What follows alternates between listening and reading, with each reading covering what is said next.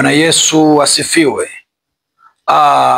Nataka tuangalie neno la Mungu kwa ufupi sana. Nataka tujifunze mambo matatu. Jambo la kwanza, nataka tujue kati ya hao watu watatu yupi wa kumwogopa? Kati ya nabii wa uongo, mchawi na mganga wa kienyeji kama tulivyozoea, ni yupi wa kumwogopa? Kwa sababu kwenye maisha ya saizi, kwa kizazi ambacho tuko nacho sisi wa zama za mwisho, wengi wamekuwa wanaishi kwa hofu, wengine kwa mashaka. Hasa na shetani hilo eneo anafahamu udhaifu wa mwanadamu, na anajua kwamba mwanadamu siku zote ni mwenye hofu, ni mwenye mashaka ya maisha. Kwa hiyo amejaribu kuinua baadhi ya vitu kuhakikisha kwamba mwanadamu hawezi akapenyeza katika ufalme wa Mungu. Hasa leo nataka tuangalie maana ya wachawi, manabii wa uongo na waganga wa kienyeji. Yupi anayetakiwa kuogopwa kati ya hao? Nisikilize kwa makini kwa dakika chache. Kitengo cha wachawi, hiki ni kitengo kidogo sana kwa shetani, na ni kitengo ambacho kimedharaulika na shetani mwenyewe bila wao kujua. Wao wanaona kama uchawi ni sehemu fulani ya kujinufaisha baadhi ya vitu. Unakuta wachawi kazi yao ni kukuharibia mambo ya kimwili tu. Mtu azaliwe anakuwa na kasoro fulani, mlemavu, hana macho, kama kwenye maduka kukuharibia usiuze biashara yako. Na wao wanakuwa hawana chochote. Ndio maana hata ukiwa na fedha ndani hawana uwezo wa kuchukua, kwa sababu ni wachawi. Ni vitengo ambavyo vina masharti fulani, kwa sababu uchawi una mipaka pia, na kazi yake ni kuharibia mambo ya kimwili tu, kuhakikisha watoto hawasomi, watu walemavu na vitu kadha wa kadha. Kwa Kiswahili chepesi tunasema bora tukose wote. Ndio kitengo cha wachawi. Yaani kwa serikali ambayo tuko nayo sisi, tunaweza tukasema hawa ni mabalozi wa kijiji. Ni mabalozi tu wa kijiji, tunaweza tukasema tofauti. Balozi unakuta hana hata elimu, utakuta ni balozi anachaguliwa tu. Kwa hiyo mchawi anaweza kawa ni balozi. Kwa hiyo nataka nikwambie, mchawi ni kitengo cha chini sana, ni kama balozi tu kwenye mtaa wako wewe, ambavyo ni kweli yupo ni kitengo cha shetani, na shetani amemdharau jumla. Yeye kama yeye hana uwezo wa kukuua wewe mwanadamu, roho yako, bali kazi ya mchawi ni kuhakikisha kwamba anakuharibia mambo ya kimwili tu. Na ndio maana ukisoma Biblia, mchawi yeye ni kukuharibia mambo yako ya kimwili tu, wala sio mambo ya rohoni ya ufalme wa Mungu. Sasa ukisoma Biblia kwa mujibu wa Biblia, ukisoma katika Mathayo sura ya 10 mstari wa 28, Yesu anasema hivi: msiwaogope wauao mwili, wasiweze kuiua na roho yako pia. Afadhali muogopeni yule awezaye kuangamiza mwili na roho pia katika jehanamu. Unaona kazi ya wachawi. Pia Biblia inasema msiogope wanaoweza kuua mwili, wasiweze kuua roho yenu. Anayeweza kuiua roho ni Mungu peke yake, kwa sababu roho yako imepewa ulinzi na Mungu. Ndio mwenye mamlaka ya kuangamiza roho na mwili pia. Lakini mchawi anaweza kuua mwili. Ni kitengo ambacho kinaharibu mambo ya kimwili. Nimesema anaweza kukuua huo mwili na kukuchukua duniani na kukupeleka ukawa msukule tu, halafu ukawa unawatumikia kwenye ufalme wa giza. Wao wanaishi duniani, na kuzimu unakuwa kama ni kuzimu, unakaa kwenye ufalme wa giza, maana hiyo ndio kuzimu. Wanakuua mwili, lakini roho yako hawana uwezo wa kuiua. Lakini mganga wa kienyeji, huyu yeye ni mganga ambaye ni kitengo ambacho hichi kinashirikiana na wachawi. Mchawi yeye anapokuloga huo mwili, anategemea cha kwanza utaenda kwa mganga kwenda kutatua tatizo lako. Hasa badala ya mganga akutatulie tatizo, atakufanyia ramli. Ndio maana Biblia katika Torati ya Musa, Mungu alisema kwamba msiende kwa wenye mapepo wala msiende kwa wachawi, yatakuwa ni machukizo. Na ni kweli, waganga ni wachawi, ni kitengo cha wachawi, halafu ni waganga wa kienyeji. Kwa hiyo mchawi anapokuloga, unapoenda kwa mganga, ndio kazi za shetani hizo. Unapoenda kwa mganga, yeye badala ya kutatulia tatizo la yule mchawi, anakuongezea matatizo. Unakuwa tayari umeenda kujiwekea kifungo kingine. Anakufunga akili yako na kukupa hofu kwamba sasa wewe utakuwa ni mtumwa wa kwetu. Utapewa masharti kwamba hilo tatizo lako nalitegua, alafu nakupa masharti mengine. Mganga na mchawi tambua wanajuana. Utaambiwa, ndio hapo naambiwa hii dawa siku mtu mwingine akiiona, basi wewe utapata matatizo fulani. Dawa inakuwa imeharibika. Ukalale pengine kwenye makaburi. Usipolala kwenye makaburi siku 7, hutaweza kufanikiwa tatizo lako. Halafu kila baada ya mwaka njoo kwangu kwa ajili ya kuhuisha hii dawa iendelee kufanya kazi. Usipoenda pengine kila mwezi wa sita, pengine unaambiwa kila mwaka mwezi wa sita njoo kwangu ili hii dawa iendelee kufanya kazi, ulete na kafara. Usipoenda utakuta tayari tatizo linaanza kutokea. Kwa hiyo unakuwa ni mtumwa wa yule mganga wa kienyeji. Kwa hiyo kila mwaka unatetemeka, unabidi uende, kama ni chali ulichanja, au kuna kuku ulipeleka, au kuna mbuzi ulipeleka, au ng'ombe. Kwa hiyo kila mwaka unaenda kusujudia kwa yule mganga. Nini? Unakuwa umetengeneza mnyororo wa kuwa mtumwa wa shetani, anakufunga kwa akili, unakuwa mtumwa wake. Kwa hiyo hata mchawi akikujia tena, akikuloga tena, bado moja kwa moja unabidi uende kwa mganga yule yule ili aweze kukufanyia dawa. Hicho ni vitengo ambavyo vinashabihiana. Kwa hiyo kazi ya mganga hana fedha.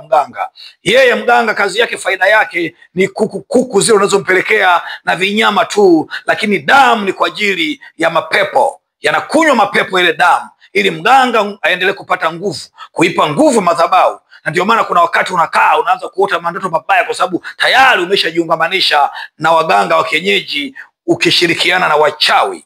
Na kitengo kingine ambacho ni kibaya na kibaya zaidi ni kitengo cha manabii wa uongo. Hiki ndio nataka nikwambie na kazi hapo. Hiki ni cha kukiogopa kuliko vitengo vyote vilivyopo duniani. Yaani hiki ni kitengo zaidi ya uchawi wote unaofahamu wewe. Yaani nabii wa uongo yuko juu ya waganga, yuko juu ya wachawi. Huyu ndio nabii wa uongo. Kwa hiyo ukiona nabii wa uongo amemnasa mchawi, hiyo ni kawaida sana, kwa sababu yuko juu yake. Nataka nikwambie nabii wa uongo sasa hapo ukisoma, Yesu anasema kwamba msiogope auao mwili, msiogope auao mwili wasiweze kuua na roho yako. Afadhali muogopeni yule awezaye kuangamiza mwili na roho pia katika jehanamu. Sasa nabii wa uongo huyu ni kitengo cha hawa ni watumishi wa Mungu, tofauti na wachawi. Hawa sio watumishi wa Mungu. Japo wapo wachawi wamejiingiza kwenye makanisa kwa ajili ya kuwafunga watu, kuwapa usingizi makanisani. Lakini hawa nabii wa uongo ni kwa bahati mbaya wanavaa suti kabisa. Ni waganga wa kienyeji, lakini sio wa kienyeji. Hawa ni waganga wa kisasa, kwa sababu wa kienyeji wanakaa mapolini. Hawa wamevaa suti, tena kwa mbaya zaidi wanatumia na Biblia. Ni kitengo cha shetani kilichowekwa hapa. Hichi kazi yake ni kuhakikisha kwamba hawakuui mwili wako. Hawa wanaweza kukupatia fedha, wakakusaidia fedha ufanikiwe, wakakuombea hata upate mafanikio. Wanaweza kukufanyia chochote kile ufanikiwe vyote, ukazae watoto. Hawana shida na watoto kama wachawi. Wachawi wenyewe wana shida na watoto, ila hawa hawana shida na watoto wako, hawana shida na elimu yako, hawana shida na afya yako. Hawa wana shida na roho yako isiende mbinguni. Ni kitengo cha kuloga roho yako. Wao wanakuloga roho, wanakufunga katika ulimwengu wa roho usiende mbinguni, na mwisho wa siku unakuwa ni watumwa wao. Wao wanapindisha neno la Mungu usilielewe, hawataki uelewe, wanakufunga fikra ili usielewe, wanapotosha kabisa kuhakikisha kwamba hauendi mbinguni. Ndio mpango wa shetani hapo alipoishia, kwa sababu anajua, na ndio maana anafahamu kwamba mwanadamu shida yake ni fedha. Yeye atakwambia, bwana, pokea magari, utakuja, njoo kwangu utafanikiwa, na anaweza kukufanikisha kabisa. Njoo kwangu utaendelea katika hichi, njoo kwangu katika hichi, halafu anakufanya unakuwa mtumwa wa kwake. Ukitoka kwangu hutaweza kufanikiwa. Anajifanya kama yeye ndio kila kitu, kama Mungu si kitu. Anajiinua, anajisifu. Ndio maana wanajiinua sana manabii wa uongo, kwamba wao ndio top kabisa, ndio kila kitu, hakuna mwingine kama wao. Mbaya zaidi, shetani amewapatia utajiri wa kila namna, magari ya kifahari, ili kukuvuta na wewe unakuwa ni mtumwa wa manabii wa uongo. Wanakuloga roho yako iende mbinguni. Ndio mwisho wa siku unakuta mtu anasema, yule ndio baba yangu, bila yule mimi siwezi chochote. Utaambiwa, njoo chukua maji, utatoa fedha, njoo chukua mafuta, utatoa hichi. Ndio maana nikutana wengine wanatumia mpaka mafuta, wanajipaka usiku. Mafuta yale wanajiungamanisha na mafuta. So anasema basi roho nisisumbuliwe na mapepo, nisisumbuliwe na nyakati za mwisho. Wengine wanajitenga na imani, wakisikiliza roho zidanganyazo na mafundisho ya mashetani. Ukisoma katika siku za mwisho. Kwa hiyo kitengo cha shetani cha mwisho cha manabii wa uongo ni kuhakikisha watu hawaendi mbinguni. Ndio maana Yesu alisema hivi, ole wenu nyinyi Mafarisayo wanafiki, kwa sababu mnawafungia watu ufalme wa Mungu wakati nyinyi wenyewe hamuingii, na wale wanaotakiwa kuingia hamwaruhusu waingie. Kwa hiyo katika vitengo vyote, kitengo cha mwisho, ogopa sana, cha manabii wa uongo. Hao wanapindisha neno la Mungu kuhakikisha kwamba watu hawalielewi. Halafu wanaanza, shetani amewapatia nguvu ya miujiza. Wanaanza kuonyesha miujiza, ishara mbalimbali. Hawakufundishi habari za utakatifu, hawakuelekezi uende mbinguni na hawakufundishi uzuri wa mbinguni. Shetani hana mpango huo. Yeye atakwambia njoo kwangu utafanikiwa fedha, njoo kwangu utabarikiwa. Utaingia kahaba, utatoka kahaba, utabarikiwa. Utaingia mzinzi, utatoka mzinzi, utabarikiwa. Utaingia mlevi, utatoka mlevi, utabarikiwa. Hawana mpango kuambia twende kuwa mtakatifu, acha dhambi. Hiyo hawana mpango. Wao wamekalia mafanikio tu, na ndio maana shetani amewainua, amewapa mafanikio makubwa. Hichi ni kitengo cha shetani kibaya kuliko vyote. Ndugu yangu, tupo nyakati za mwisho. Kipindi hichi ni kipindi cha mwisho. Usikubali nabii wa uongo akufunge fahamu. Ndio akisha kufunga sasa, unakuwa ni mtumwa wa kwake yeye. Kila kitu utakuwa unamsikiliza yeye. Baba anapitia hiki, njoo fanya hiki, fanya hichi. Unakuwa haupo kwa mganga wa kienyeji, upo kwa mganga wa kisasa. Na mwisho wa siku itatokea unafariki sasa, unakwenda moja kwa moja kuzimu, wala uende jehanamu. Wanakuchukua unakwenda kuzimu kwa shetani.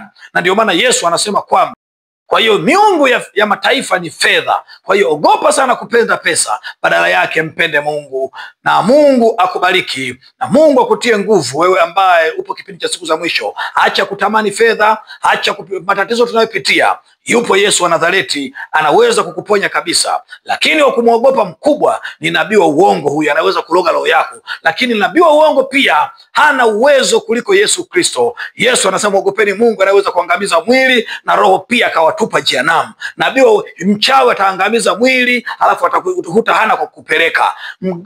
Nabii wa uongo atakuua roho yako, atakuangamiza roho yako, hautaenda mbinguni. Lakini Mungu anakuangamiza mwili na kukutupa katika jehanamu. Ukumbuka kitu kimoja, huwezi ukapelekwa jehanamu bila mamlaka ya Mungu mwenyewe. Hata nabii wa uongo yeye anakuloga tu roho yako. Mchawi atakuua mwili, lakini hana uwezo kupeleka jehanamu, hana cha kufanya. Ndio maana Yesu anasema msiogopa nao wa mwili jamani, ogopeni nao wa mwili na roho pia, na watupa jehanamu ni Mungu pekee. Ni siku za mwisho, kama hujaokoka ni vema ungempokea Yesu, na Mungu akubariki.